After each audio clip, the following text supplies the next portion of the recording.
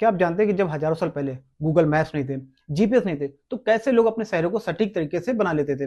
तो आज के इस वीडियो में हम इसी बात को समझेंगे, क्योंकि क्लास 9 का मैथ का पूरा सिलेबस ही चेंज किया जा चुका है। जहां नंबर सिस्टम हमारा पहला चैप्टर हुआ करता था, अब पहला चैप्टर हमारा होगा orienting yourself the use of coordinate.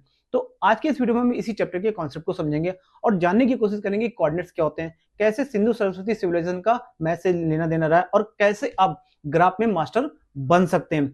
तो स्वागत है आप सभी का टीडी क्लासेस में। बढ़ते हैं वीडियो में आगे और बनाते हैं मैथ को इजी और मजेदार। हजारों साल पहले भी भारत के लोग कोऑर्डिनेट ज्योमेट्री का यूज करते थे। इंडस वैली सिविलाइजेशन में इसका यूज काफी देखा गया। उस समय के लोगों ने अपने टाउन्स को डेवलप करने के लिए परफेक्ट ग्रिड सिस्टम का यूज किया था, जिससे वो एक टाउन से दूसरे टाउन के बीच की डिस्टेंस को आसानी से मेजर कर पाते थे और उनको ट्रेवल करने में बहुत आसानी होती थी। उसी समय उज्जैन को प्राइम मेरिडियन के रूप में भी माना गया था। मतलब ये माना गया था कि उज्जैन क्या है, विश्व का एक सेंटर पॉइंट है। ठीक, यहाँ से हम ये बात कह सकते हैं कि मैथ सिर्फ फॉर्मूला बेस नहीं है, बल्कि मैथ हमारी इंडियन हिस्ट्री से भी जुड़ी हुई है। तो अगर बात करें इस चैप्टर के मेन टॉपिक की, तो इस चैप्टर का मेन टॉपिक है हमारा ग्राफ। मान लीजिए कि आप किसी बड़े से मैदान में खड़े हैं और वहां पर आपको अपनी लोकेशन को अपने दोस्त को समझाने की आप कहां पर खड़े हैं। तो इसको समझाने के लिए आपको क्या करना होगा, एक रेफरेंस लेना होगा। इस रेफरेंस को हम क्या बोलते हैं, कार्टेशियन प्लेन। कार्टेशियन प्लेन का मतलब होता है कि हमें दो एक्सेस मिल जाते हैं, एक होता है हमारा एक्स एक्सेस, एक होता है हमारा y axis. X axis horizontal line होती है और वाई एक्सेस क्या होती है, वर्टिकल लाइन होती है। और जहां पर भी ये दोनों एक दूसरे को इंटरसेप्ट करते हैं, उस पॉइंट को हम क्या बोलते हैं, ओरिजिन, जिसके कोऑर्डिनेट हमेशा क्या होते हैं, 0 0। अब अगर हम यहां से किसी भी पॉइंट की, पर्टिकुलर पॉइंट की अगर लोकेशन निकालना चाहे तो कैसे निकाल सकते हैं, उसको समझते हैं। तो होता क्या है कि ग्राफ पर जितने भी पॉइंट होते हैं, इन सभी पॉइंट की अपना एक एड्रेस होता है। हर एक पॉइंट का अपना एक एड्रेस होता है, जिसको कि हम बोलते हैं ऑर्डर पेयर, जिसको कि एक्स और वाई के रूप में डिनोट किया जाता है। एक्स का मतलब होता है वाई एक्सिस से कितनी डिस्टेंस है, और इसको हम बोलते हैं एब्सिसा। वही वाई का मतलब होता है एक्स एक्सिस से कितनी डिस्टेंस है, और इसको बोलते हैं कोऑर्डिनेट। तो मान लीजिए कि सपोज दैट आपकी लोकेशन है कहीं यहाँ पर, जो कि है 3 - 2। इस 3 का मतलब ये हुआ कि जो 0 हमारा पॉइंट है, ये जो 0 पॉइंट है, इस 0 पॉइंट से हमें एक्स एक्सिस पर 3 स्टेप्स आगे की ओर चलना है। 3 स्टेप प्लस वाली डिस्टेंस पर चलना है। तो मान लीजिए हमारा 3 स्टेप कहीं यहाँ पर आता है। उसके बाद हमारा क्या है, -2। -2 का मतलब होता है कि हमें वाई एक्सिस पर 2 स्टेप नीचे की ओर चलना है। अगर माइनस है तो नीचे की ओर, प्लस है तो अपवर्ड साइड। ठीक है, तो ये पॉइंट हमारा हो जाएगा क्या, -2, और ये पॉइंट हमारा क्या हो जाएगा, -3। अब यहां से इस पॉइंट से, यानी मान लीजिए ये हमारा ए पॉइंट हो गया, ये हो गया हमारा बी पॉइंट।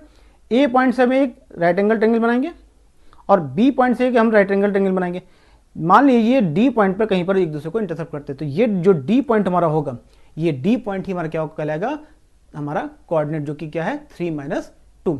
इस तरह से हम किसी भी पॉइंट के कोऑर्डिनेट को फाइंड आउट कर सकते हैं। ठीक है, अब बात आती है कि हमने कोऑर्डिनेट तो फाइंड आउट कर लिया, हमने लोकेशन तो फाइंड आउट कर ली, लेकिन हमारी ओरिजिन से उस कोऑर्डिनेट की डिस्टेंस कितनी है, इसके लिए हम यूज करते हैं पाइथागोरस थ्योरम का, जो कि है a² + b² = c², जो कि हमारा डायगोनल हमें फाइंड आउट करके बताता है कि हमारी डिस्टेंस ओरिजिन से कितनी है। पाइथागोरस थ्योरम के आने से सैकड़ों साल पहले बौधायन शुल्बसूत्र ने अपनी इसी थ्योरम को बहुत पहले ही डॉक्यूमेंटेड कर दिया था, जिसका यूज आज भी जियोमेट्री में होती है, कोऑर्डिनेट जियोमेट्री में होती है। ठीक है, अब यहां पर एक इंपॉर्टेंट चीज और आती है कि जो हमारा स्पेस है, उस स्पेस को इन दोनों एक्सिस ने 4 पार्ट में डिवाइड कर रखा है, जो कि क्वाड्रेंट 1, क्वाड्रेंट 2, क्वाड्रेंट 3 और क्वाड्रेंट 4। तो ये हमारा हो जाएगा क्या, क्वाड्रेंट 1, ये हमारा हो जाएगा क्वाड्रेंट 2, यही हमारा हो जाएगा क्वाड्रेंट 3, और ये हो जाएगा हमारा क्वाड्रेंट 4। ये काफी इंपॉर्टेंट टॉपिक है, क्योंकि आगे जब भी आप कोऑर्डिनेट को फाइंड आउट करेंगे ग्राफ में, तो ये कोऑर्डिनेट आपको बहुत इंपॉर्टेंट होने वाले हैं। क्यों, क्योंकि क्वाड्रेंट 1 में आपके कोई भी कोऑर्डिनेट, क्वाड्रेंट 1 में कोई भी कोऑर्डिनेट होंगे, वो सारे क्या होंगे, प्लस में होंगे। मतलब x की वैल्यू भी प्लस में होगी और y की वैल्यू भी क्या होगी, प्लस में होगी। क्यों, क्योंकि ये लाइन देखिए, ये जो लाइन है ये क्या है, हमारी प्लस वाली लाइन है, और ये जो लाइन हमारी जा रही है y एक्सेस, ये भी हमारी क्या होगी, प्लस में होगी। मान लीजिए ये 0 है, ये a है, ये b है, ये c है और ये d है।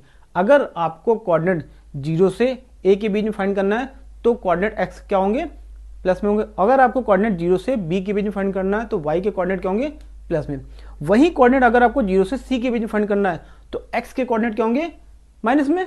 ठीक है, और अगर आपको कोऑर्डिनेट 0 से d के बीच में फाइंड करना है, तो y के कोऑर्डिनेट क्या होंगे, माइनस में। तो जो सेकंड कोऑर्डिनेट हमारा है, जो सेकंड क्वाड्रेंट है हमारा, उसमें क्या होगा, हमारा माइनस में क्या होगा, x होगा, और y हमारा क्या होगा, प्लस में होगा। जो सेकंड क्वाड्रेंट होगा उसमें माइनस में क्या होगा, x, और y क्या होगा, प्लस में, क्योंकि ये हमारे कोऑर्डिनेट इस तरफ चलेंगे और ये इस तरफ चलेगा। सेकंड कोऑर्डिनेट में कोऑर्डिनेट कैसे चलेंगे, 0 टू सी और 0 टू बी की तरफ। तो x हो जाएगा हमारा क्या माइनस में, और y क्या हो जाएगा हमारा प्लस में। अगर हम थर्ड कोऑर्डिनेट की बात करें तो थर्ड कोऑर्डिनेट में हमारे सारे कोऑर्डिनेट क्या होंगे, माइनस में होंगे। x भी माइनस में होगा और y भी हमारा क्या होगा, माइनस में होगा।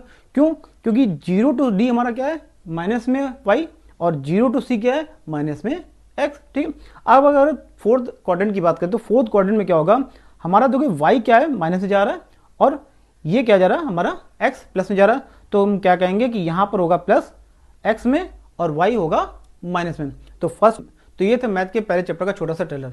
तो इस वीडियो के बाद आपको ये समझ आ गया होगा कि मैथ सिर्फ रटने का नाम नहीं बल्कि अपनी जड़ों को समझने का एक तरीका भी है। तो यदि आपको मेरे पढ़ाने का तरीका और नया सिलेबस पसंद आया है तो इस वीडियो को अपने उन दोस्तों के साथ जरूर शेयर करिएगा जो नए सिलेबस और बुक्स के बीच में कंफ्यूज हैं। तो अगले वीडियो में सॉल्व करेंगे इस चैप्टर की एक्सरसाइज को। तो मिलते हैं अगले वीडियो में, तब तक के लिए नमस्कार, जय हिंद।